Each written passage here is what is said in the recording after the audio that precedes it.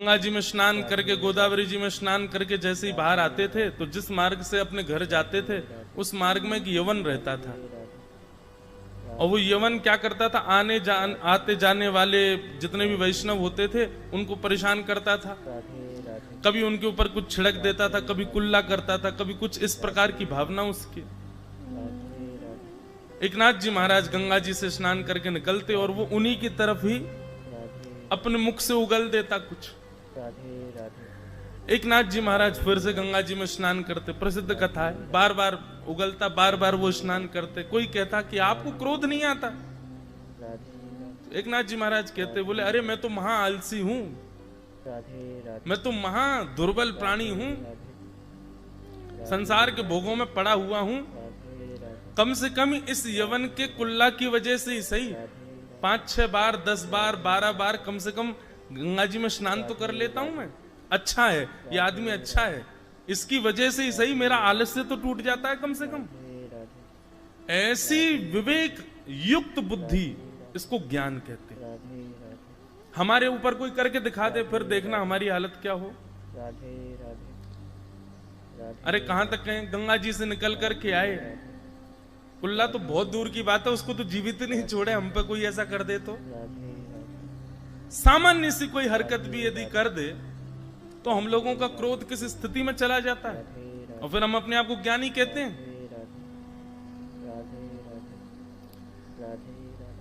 ज्ञानी का मतलब है कि आपके स्वभाव में सरलता दिखेगी। और एक दिन का प्रसंग आता है, श्री एकनाथ जी महाराज इस प्रकार से उसको बेचारे को कुछ कहते नहीं थे, बोलते थे ये तो अच्छा है, इसके कुल्ला करने से बार बार मैं गंगा जी में तो जाता हूं। एक बार वो यवन अपने किसी जरूरी काम से कहीं चला गया, तो श्री एकनाथ जी महाराज गंगा जी से स्नान करके बाहर आए और उसकी प्रतीक्षा करने लगे। बोले आया नहीं आज, और फिर खड़े रहे वहीं पे और बैठे बैठे पंडितनाथ भगवान, अरे मुझसे क्या अपराध हो गया नाथ, आपने आज मुझको स्वीकार क्यों नहीं कर रहे हो, मेरे एक स्नान से ही क्यों पूर्णता हो रही है, वो यवन क्यों नहीं आया अभी? इतने व्याकुल हो गए कि वो आए, आकर के कुल्ला करे तो मैं फिर से जाऊं, क्योंकि मेरे पास दोबारा स्नान का कोई चारा नहीं बचा। ऐसा ज्ञान चित्त में आना, ऐसी सरलता, सहजता और स्वभाव में इस प्रकार का परिवर्तन आना, इसको कहते हैं ज्ञान। और ये ज्ञान का रूप क्या है? विवेक, सही और गलत की पहचान होना, इसको विवेक कहते हैं। और ये विवेक कब मिलता है? राम कृपा बिन सुलभ न सोई। आपके इष्ट की कृपा से, आपकी बौद्धिक कृपा से आप ज्ञान तो बहुत ले लोगे, पढ़ तो बहुत लोगे, नॉलेज तो खूब सारी अर्जित कर लोगे, लेकिन ऐसा विवेक जीवन में आना ये तभी होता है जब ठाकुर जी आपसे प्रसन्न होते हैं। सीधी बात और सरल बात कर दूं तो सहजता, दीनता, दयालुता, सरलता ये चित्त में जब आती है ना, उस समय समझ लेना कि ठाकुर जी आपको देख के मुस्कुरा रहे हैं, इसीलिए आपके चित्त में ये गुण आया है। ठाकुर जी अप्रसन्न होते हैं तो सारे गुण आ जाते हैं, लेकिन सरलता, दयालुता, सहजता ये वो गुण हैं जिससे सब आकर्षित हो जाएं, जिससे सब आपके चरणों। फिर होता है, श्री एकनाथ जी महाराज एक बार निकल के जाते हैं तो उस दिन तो वो यमन ठान के बैठ जाता, बोले आज इसको क्रोध दिला के रहूंगा। और उसने महाराज झड़ी लगा दी, वो जब जब निकल के आवे उनके ऊपर ही कुल्ला कर दे। लेकिन एकनाथ जी महाराज के ऊपर रत्ती भर भी फर्क नहीं पड़ा। जब अनेक बार उसने पूरा थक गया, हार गया कर करके, एकनाथ जी तब भी समरस प्रसन्न भाव में जब बाहर आए, यवन चरणों में गिर गया, बोले महाराज मुझे क्षमा कर दो, मैंने आपको खूब क्रोध दिलाने की कोशिश करी, पर आपके चित्त की बलिहारी, कैसा चित्त है आपका, कितना सरल, कितना दयालु। तो ज्ञान का मतलब क्या है? ज्ञान का मतलब विवेक। विवेक मतलब सही गलत की पहचान, इसको कहते हैं विवेक। और ये विवेक जीवन में केवल सत्संग से आएगा। आप बंधुओं कितना भी गुरुजनों से अध्ययन करो, करना ही चाहिए, गुरुजनों से अध्ययन करो, गुरुजनों के चरणों में बैठ करके ग्रंथों का अवलोकन करो, पर उसके अतिरिक्त भी सत्संग श्रवण किया करो।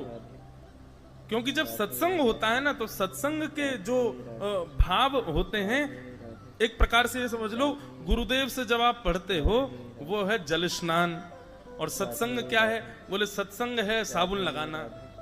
चित्त में साबुन लगा लिया, साबुन लगा लिया तो जितना मैल था वो सब जो है साबुन ने समेट लिया। उसके बाद फिर गुरु जी के पास चले जाओ तो फिर जल स्नान, पूर्ण स्वच्छ हो जाओगे। अकेले जल स्नान से भी काम नहीं चलेगा और अकेले साबुन से नहाने से भी काम नहीं चलेगा, दोनों चाहिए। तो इसलिए सत्संग बहुत जरूरी है। सत्संग ही विवेक को जन्म देगा, जो कि ज्ञान का स्वरूप है, जो कि भक्ति का प्रथम पुत्र है।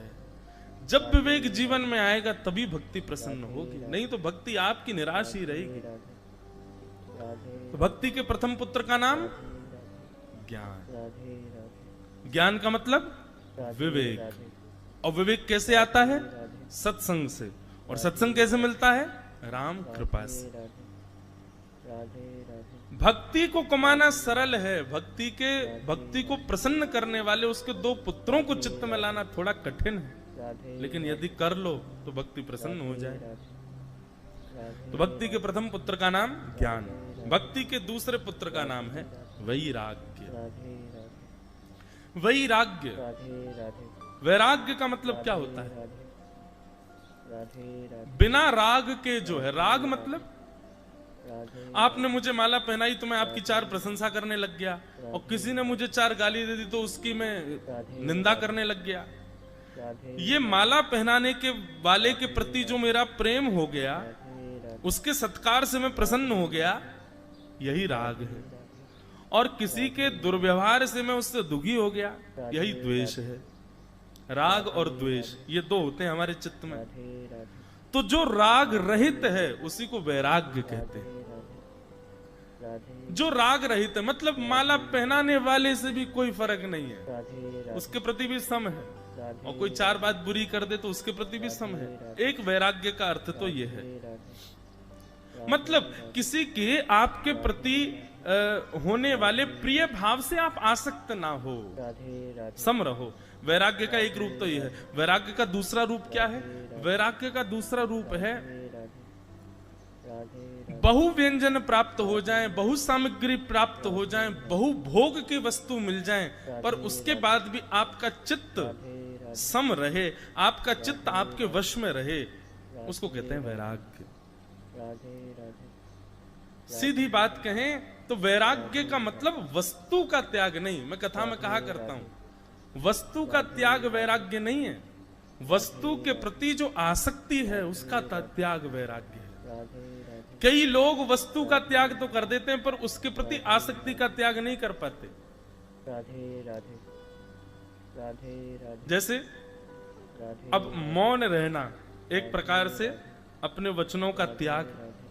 अच्छा एक बात और बताऊं आपको, हमारा मौन अभी भी चल ही रहा है। अभी मैं कथा कर रहा हूं, ये इसमें मेरा मौन खुला थोड़ी, अभी भी मैं मौन ही हूं, क्योंकि शास्त्र आज्ञा है यदि कोई भगवत चर्चा करता है, यदि कोई भगवत वार्ता करता है, भगवत नाम गुणानुवाद करता है, सांसारिक चर्चा से परे भगवत शरणागति की चर्चा करता है, उतनी देर वह बोल रहा है तो वह भी मौन ही माना जाता है, उतनी देर उसका मौन ही रहता है।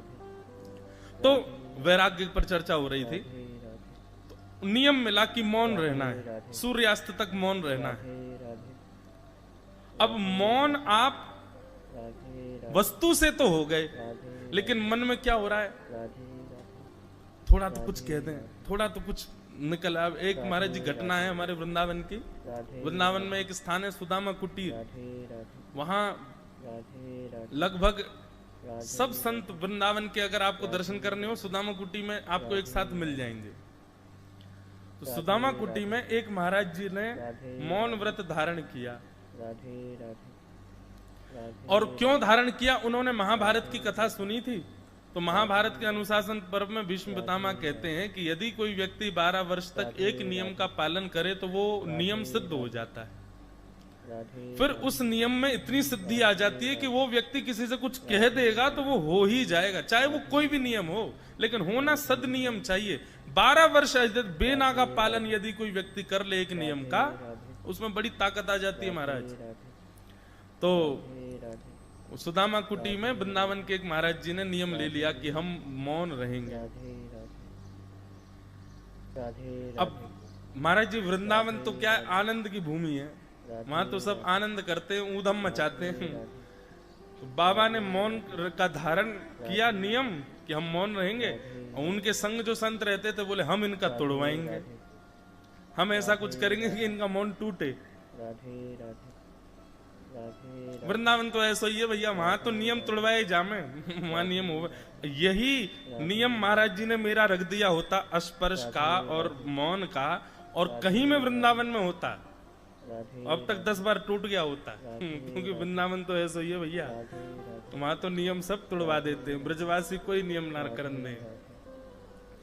तो बाबा ने मौन नियम धारण किया। आसपास के साधु महात्मा सब उनको कुछ ना कुछ ऐसा करते कि इनका मौन टूटे, लेकिन वो मौन बेचारे रखते चले गए।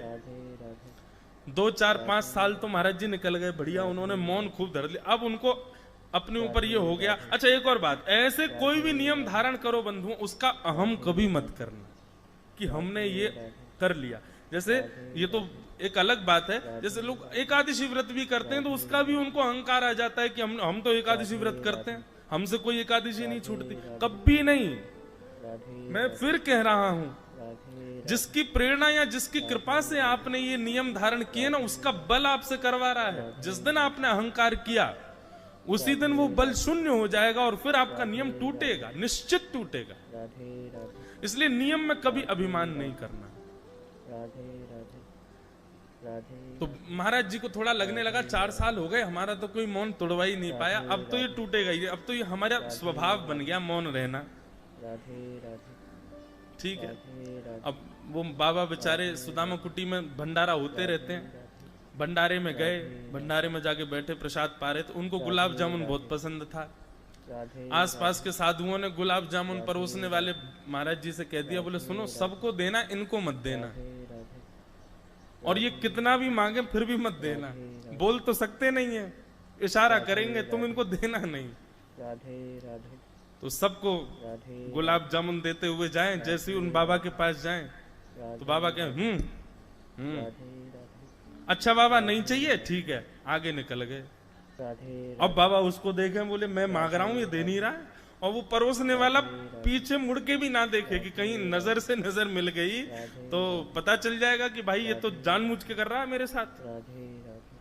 अब पंगत इतनी लंबी कि वो गुलाब जामुन वाला एक बार निकल के जावे तो 20 मिनट बाद आता था लौट के, इतनी लंबी पंगत।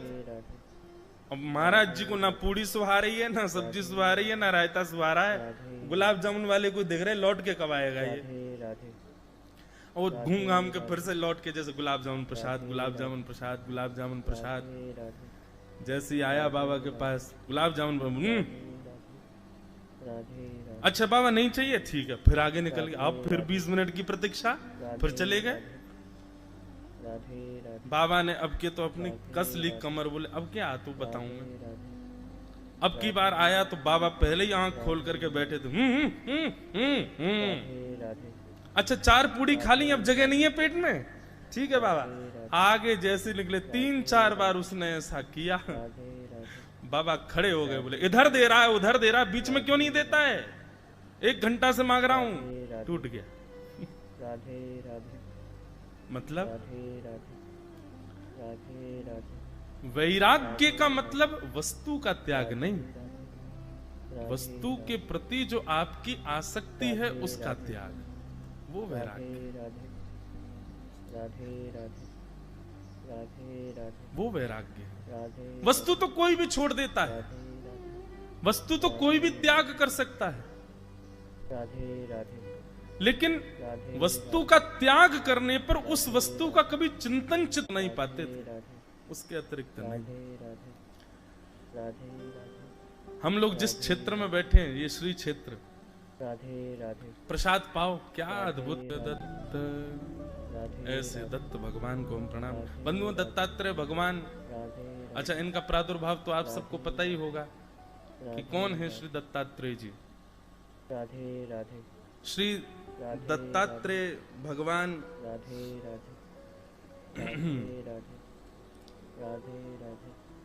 3 रूप हैं ठाकुर जी के, ब्रह्मा विष्णु महेश, तीनों रूपों से ठाकुर जी एक समरस भाव में विद्यमान हैं, जिसमें मध्य में श्री विष्णु भगवान हैं, नारायण हैं, वाम भाग में श्री महादेव हैं और दाहिने ओर ब्रह्मा जी।